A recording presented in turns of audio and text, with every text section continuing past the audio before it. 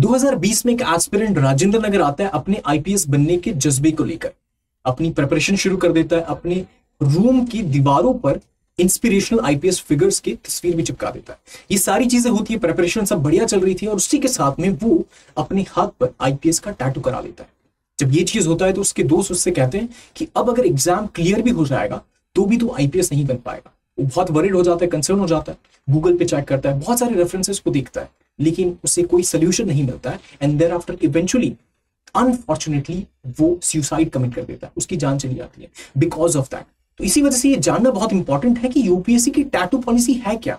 क्या आप इतनी तैयारी कर रहे हैं, इतनी मेहनत कर रहे हैं, इतना संघर्ष कर रहे हैं एंड आपकी बॉडी में टैटू है तो आपको एग्जाम आप क्लियर नहीं कर पाएंगे, आप आईपीएस नहीं बन पाएंगे।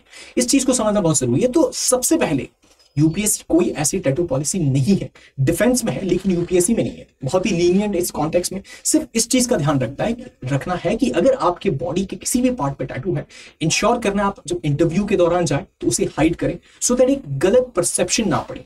यही चीज है, इसका ध्यान रखना है, दैट्स इट। ऑल्सो एक और चीज उसी के साथ में, unbecoming of an officer civil service rules के तहत ये लाइन बहुत इंपॉर्टेंट है। आप कुछ भी ऐसा प्रोजेक्ट ना करें जिसकी वजह से ऐसा लगे कि आप ऑफिसर लाइक जो क्वालिटीज है उसको फॉलो नहीं कर रहे, बेसिक प्रोफेशनलिज्म और एटिकेट्स जो है उस पर ध्यान नहीं दे रहे।